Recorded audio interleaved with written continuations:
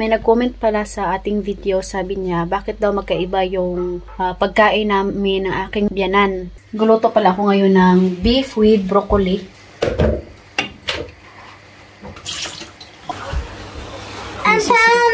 Si daddy pala, doon siya sa city. Doon na siya nag-practice sa pinaka-traffic na talaga. Since kahapon, pagkatapos niya sa work, pupunta siya sa city.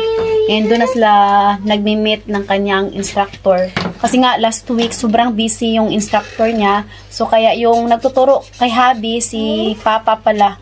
And sobrang happy ako kay Habi kasi nga, marunong na po siya mag-drive. And, syempre, may ano pa rin, konting kaba.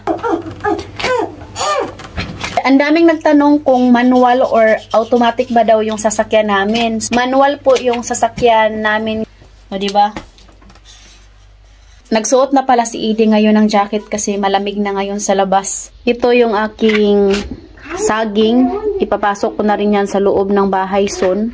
Ito yung weather today. Malamig kasi nga umulan siya kaninang umaga. Meron pala kaming avocado dito. Hindi pa lang siya humok. Hinintay ni Katyusha. Kasi nga gustong-gusto ni Katyusha yung avocado. Sa sobrang daming nanghulog ng avocado dun sa amin sa bukid, hinahayaan na lang sa mga tao ba. Pero this time, yung mga avocado is binibinta na nila, guys. May nag-comment pala sa ating video, sabi niya, bakit daw magkaiba yung pagkain namin ng aking biyanan. Ang maisagot ko lang no, kasi iba-iba man tayo. Para sa akin, yung biyanan ko po is Romanian, ako naman is Filipino. Yung mga anak ko, sanay sila sa luto ko.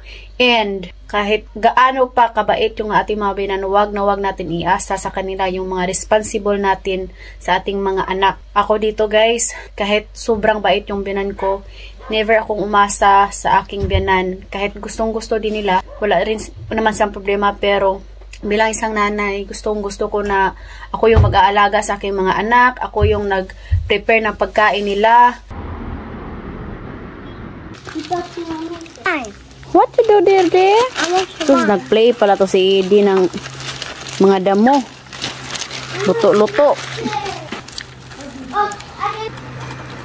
Yung stroller ni Edie dito, pinabayaan na lang ba? Nilagay ko yan doon, guys, para hindi maulanan. Nilagay na naman ulit dito sa labas. Kung sa Pilipinas pa yan, pwede pa to ibigay. Tapos yan, bigay yan sa aming godfather. Since Katyusha pa yan, guys, sobrang tagal na yan. Original to eh. Hanggang si Edie, yung ngayon, sira na yung ligid. Nag-start na din maglaglagan yung mga dahon.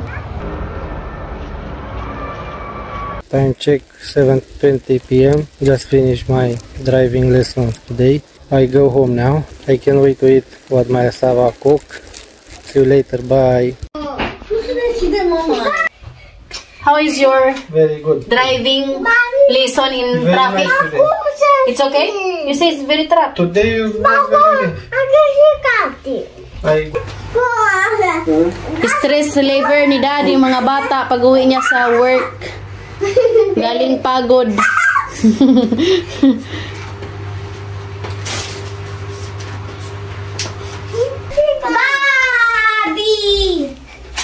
Dumating na rin yung in-order ko sa Shein para to sa mga bata. Look, my love, I cooked your favorite. like in Philippines. Thank you very Yes. much. Paborito yan. Paborito yan ni Habi, guys.